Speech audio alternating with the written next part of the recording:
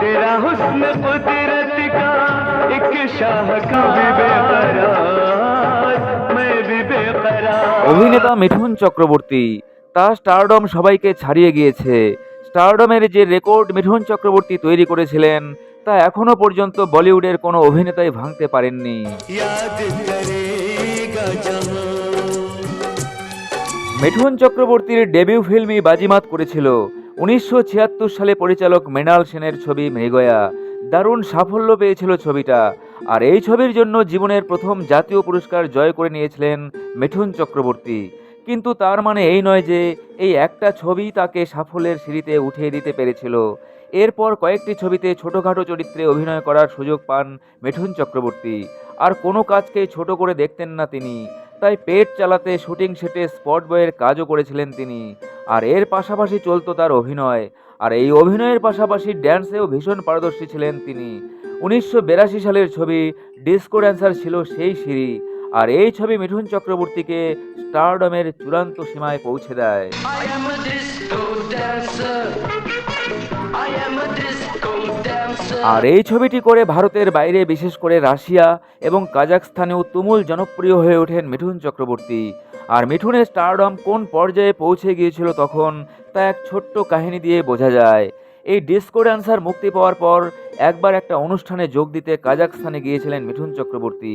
তিনি যে ওখানে আসছেন সেই খবর আগেই পৌঁছে গিয়েছিল সেখানকার মানুষের কাছে। বিমানবন্দরের বাইরে তখন লক্ষ লক্ষ মানুষের জমায়েত হয়েছিল শুধু মিঠুনকে এক ঝলক দেখার জন্য। I am a disco dancer. I am a disco dancer. আর কাজাখস্তান যে মিঠুনকে এতটা ভালোবাসা দেবে তা কল্পনাতেও ছিল না তার। আর বিমানবন্দরের বাইরে পা রাখা মাত্র ওই বিরাট সংখ্যক মানুষ মিঠুনকে দেখে একসঙ্গে জিমি জিমি বলে চিৎকার করা শুরু করলো। আর আপনারা প্রায় সবাই জানেন যে ডিস্কো ড্যান্সার ছবিতে মিঠুনের চরিত্রের নাম ছিল জিমি।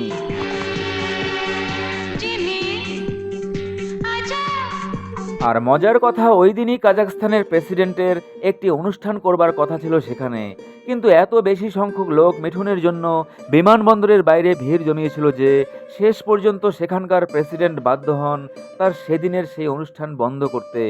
কাজাখস্তানে আজও ভারতীয় সিনেমা খুবই জনপ্রিয়, তবে আজও সেখানকার যুব সম্প্রদায় যত না শাহরুখ খান আমির খানকে চেনেন, তার চেয়ে ডিস্কো ড্যান্সার মিঠুনের ভক্ত সেখানে অনেক বেশি।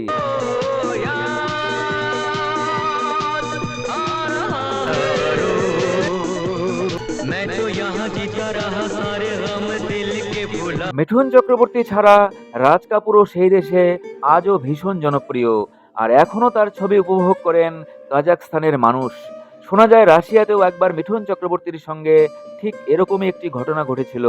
আর মিঠুন চক্রবর্তী শুধুমাত্র এই স্টারডমের রেকর্ডই করেননি, এক বছরে সর্বাধিক ফিল্ম করার রেকর্ডও রয়েছে তার। সাল 1989-তে একসঙ্গে 19টি ফিল্ম মুক্তি পেয়েছিল মিঠুন চক্রবর্তীর, আর প্রতিটা ফিল্মেই ছিলেন মিঠুন চক্রবর্তী।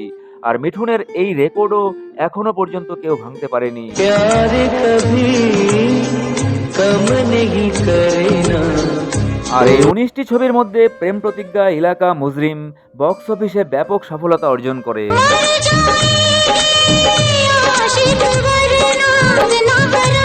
এই জনপ্রিয় অভিনেতার কোন সিনেমাটি আপনার সবচেয়ে পছন্দের অবশ্যই জানান কমেন্টে।